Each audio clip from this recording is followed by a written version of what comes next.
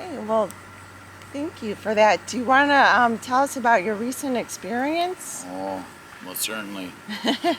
Wow, it was something. On July 14th, as I mentioned, I'm very heavily involved with the Knights of Columbus.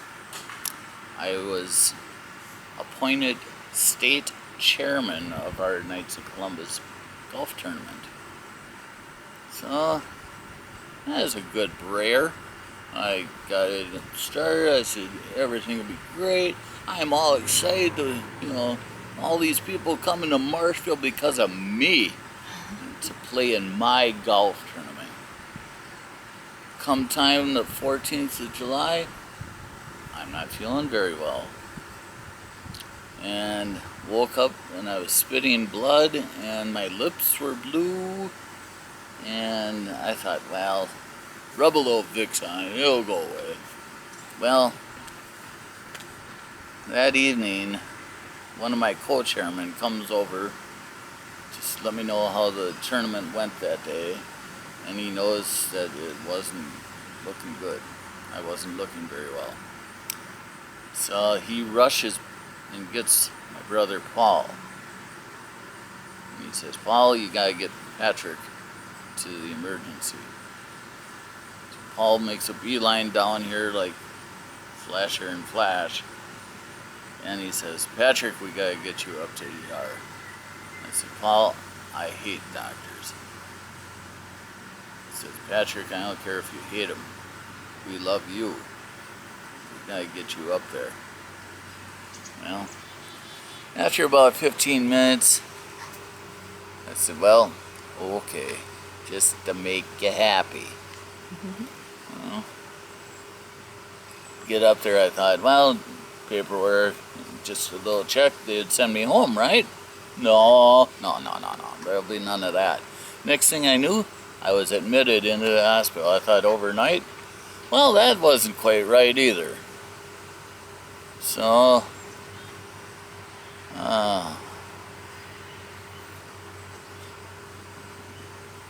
fifth day, most awesome day of my life. And the therapist says, Patrick, we got to get you up and walking around a little bit. It doesn't have to be a long walk, just a little walk.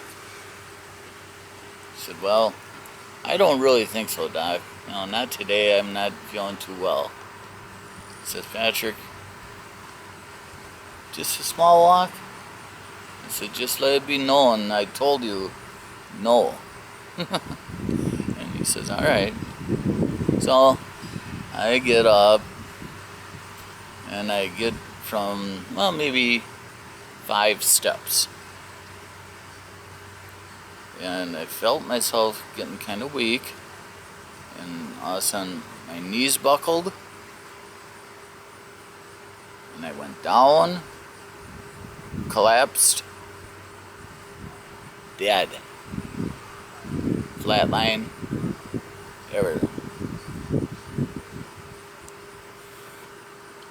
And you know, folks, you always read about people seeing lights. Well, I mean, I believe that too, but now I really believe it, folks, because I saw, you know, folks, how the sun is super bright. Well, this light was 10 times brighter than that. It's like I couldn't even look at it at first. I was like, whoa, what's all this? And all of a sudden, 2 men come from this light. And I was like, okay. And they came closer and closer and closer until they were like right in front of me. And I bet you can guess who one of them is, but I'll tell you anyway. One was Jesus Christ himself, and one was my dad that died 13 years ago. Walking hand in hand just like little kids, but you know, they weren't kids, but just like men should. And Jesus didn't say anything at first. Just showed me his hands that they crucified him with, and his feet, and his side. And then he spoke to me. He says, Patrick, we're not ready for you yet. I said, oh? Wow. And he says, I'm going to bring you right back to earth and bring you back to life, but you got to do me a favor. I went to myself, wow, Jesus wants me to do him a favor. I'm like, holy old moly, this is awesome, man. I didn't care what the favor was. First I thought it was to put $100 on the Packers to win the Super Bowl. You know, but that wasn't it. And he says, you tell everybody you know and everybody you don't know that there's this awesome heaven waiting for them when they die. I mean, got a reserved seat for everybody. Everybody's invited to this party. That didn't sound so bad. I can handle that. I know a lot of people. And he says, second part of it, you tell them that there is a Jesus that loves them unconditionally, no matter what they did on earth. I love them all, unconditional love. That's the greatest love anybody can do. But make them believe. I said, well, all I could think of, I was never in the army or anything, so I just went to him, yes sir. And he says, Patrick, don't call me sir. Call me Jesus. That's my name. I said, well, okay, Jesus, you got a deal. So then, my dad, as mentioned before, he died 13 years ago, and he was 85 when he died. And now, up in heaven, he is now 45. Because you can pick your own age up there. And so he picked 45. So now, I'm 48. I'm older than my dad. How does that work? But, you know, I guess in heaven anything works. So he says, Patrick, two things. Well, three actually.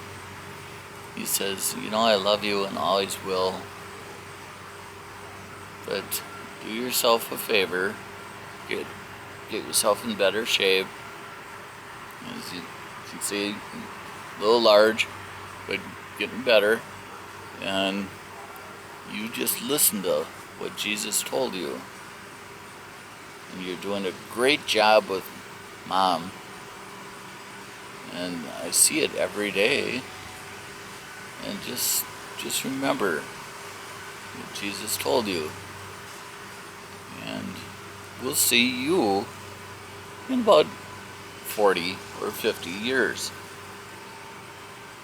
And just like that, they were gone.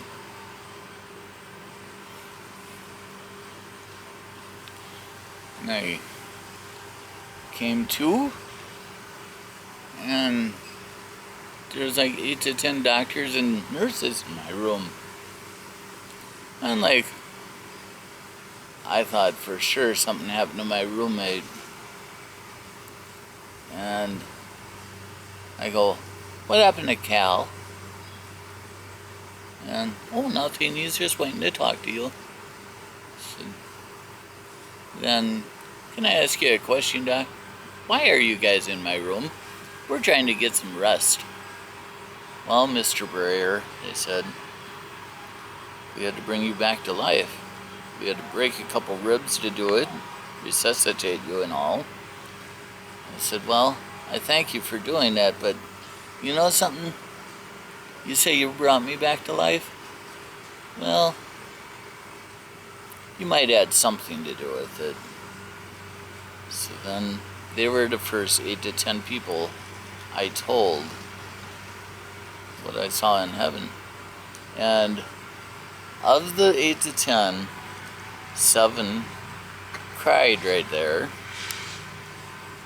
And one little nurse, little Kelly, she walks and basically ran out of the room crying. And 2 of them, well, Christ says don't be a murmurer.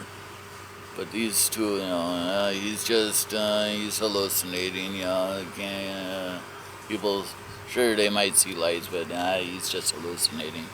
I said, docs, I hear you. So, Did you actually see heaven? just a glimpse of it, but it was more Jesus and my dad. I mean, I didn't see any kingdom or anything, if that's what you're asking. Okay. So, it's just awesome. I was at total peace, and, well, I am still. What did Jesus look like? People want to know. Oh, he was, he wasn't dark-skinned, he wasn't, white. He was more, kind of a cross between everybody, let's put it that way. He was more darker complected, more like a person that was laying out in the sun. Okay. And got a nice tan. But, I mean, brilliant, radiant white robe, and, just like it says in the Bible, he was brought up in the transfiguration, Mm-hmm. and it was like, wow. It was like too white. You almost couldn't even look at it, but I knew it was him. And, you'd hear about down to here, just like you envision, Mm-hmm. they say in the Bible, and he was about 6'1" and a half. Okay. So he was a fairly tall man. Next to me, I'm only about 5'8", so 6'1" and a half is fairly tall. So, and he was a super cool guy. I mean, he does have a sense of humor. I've heard that. Yeah, and he just put my mind and my life at total ease. I don't have to worry about a single thing anymore. When you looked into Jesus' eyes, or if you did it radiate anything? It didn't really radiate, but he did have these, well, people say I got beautiful eyes, beautiful blue eyes. And, he had the most awesome brown eyes, though. And almost piercing, but he looked right at me. And that's when he said, Patrick, not ready for you yet. And it almost made me bawl right there. I was like, whoa, guess I ain't ready for you yet either. But Did you want to stay? I did want to stay because I was at peace. And I knew that I was going to heaven. That's awesome. So how many people have you told about your experience? Oh, you guys are all going to just say, how does he know that he has told this many people? But I got a running tally in this good brain up here that God gave me. I have now told 901 people. Wow, that's And impressive. of those 901, I'm sure it's a lot more because those people have told people, and those people have told people, and those people. So it's probably well above 1,500 by now. So my message from Christ, he said, you tell everybody you know and everybody you don't know. So I'm just living the dream, as they say. Did you, what church do you go to, and did you tell people at church? I go to Sacred Heart Catholic Church here in Marshfield, and Father Venny is our pastor, he went to see me at the hospital 3 times, and the first time he was up there, he says, when you come out of the hospital, I want you to preach in front of the congregation and tell them about your story. I said, well, great.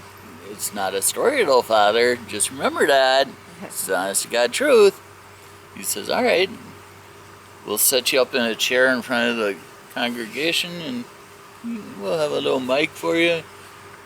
Can you do that at all 3 masses? Well, sure. Yeah, that's what I'm all about. No problem. So you wonder why the number is 901. Well, I'd say about maybe 800 of them were at the 3 masses. There's 3 masses at Sacred Heart, an evening mass and then 2 during Sunday. So that's how the number got as big as it did. I had people crying and everything, and I'm sitting there, why y'all crying, man? I didn't bring you any onions or anything. And they come up to me after church, oh, how was it? And they were asking questions left and right. And it was like Christ gave me the answers to tell them. And it was awesome. I ask you a question. I want to backtrack a little bit. Certainly. When your father spoke to you, did he consult with Jesus before he spoke with you? Meaning, did he ask Jesus? Well, did he ask Jesus if he could speak? Did he? Well, yeah, as I mentioned, he says, Jesus, my dad asked Jesus, he says, can I speak to Patrick too? And Jesus says, well, sure, he's your son.